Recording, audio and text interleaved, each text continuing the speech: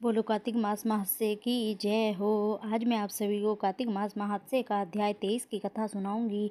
23वां अध्याय वर्णन। आंवला तुलसी जान, पढ़ने सुनने से कमल हो जाता कल्याण।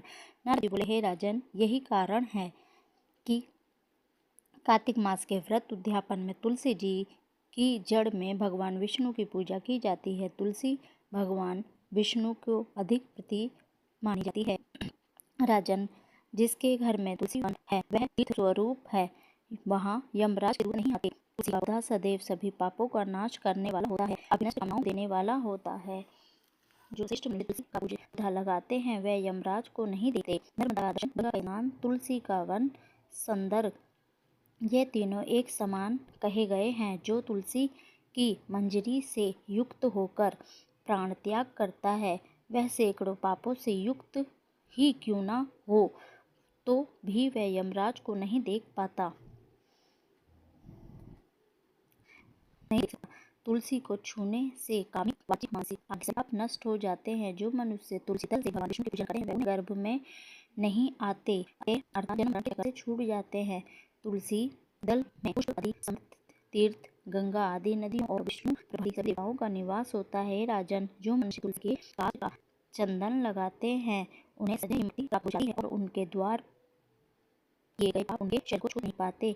जहाँ तुलसी का पौधे की छाया है वहीं के लिए श्राद्ध करना चाहिए। जिसके मुंह में कान में तुलसी का पत्ता दिखाई देता है उसके ऊपर यमराज की दृष्टि नहीं डाल सकते। फिर तो बात क्या है। जो प्रतिदिन आदर पूर्वक तुलसी की महिमा सुनता है वह सब पापों से मुक्त हो ब्रह्मलोक को जाता है। इसी प्रकार आंवले का महान वृक्ष सभी पापों का नाश करने वाला है। आंवले का वृक्ष विष्णु भगवान को प्रिय है, जिसके मात्र से ही मनुष्य गोदान प्राप्त लेता है। जो मनुष्य कार्तिक में आंवले के वन से विष्णु भगवान पूजन करते हैं, आंवले की छाया में भोजन करता है, उसके सभी पाप नष्ट हो जाते हैं।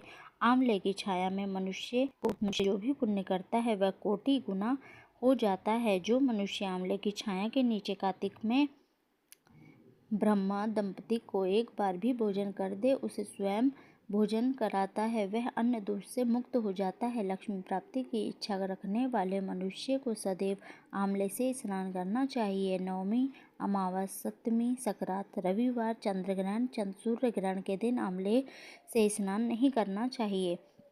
जो मनुष्य आंवले की छाया में बैठकर पिंड दान करता है उसके पितृ भगवान विष्णु के प्रसाद से मोक्ष प्राप्ति हो जाते हैं। जो मनुष्य आंवले के फल तुलसी दल को पानी में मिलाकर स्नान करता है उसे गंगा स्नान का फल प्राप्त होता है। जो मनुष्य आंवले के पत्तों और फलों से देवताओं का पूजन करता है उसे स्वर्ग, मणि और मोतियों द्वारा पूजन का फल प्राप्त होता है। कार्तिक मास में जब सूर्य तुला राशि में होता है तब सभी तीर्थ, ऋषि, देवता सभी यज्ञ आंवले के वृक्ष में वास करते हैं।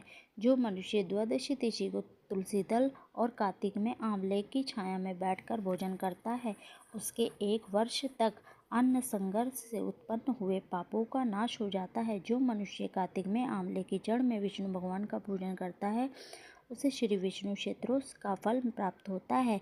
आंवले और तुलसी की महत्ता का वर्णन करने में ब्रह्मा भी समर्थ नहीं है, इसलिए धात्री और तुलसी जी की जन्म कथा सुनने से मनुष्य अपने वंश सहित भक्ति को पाता है।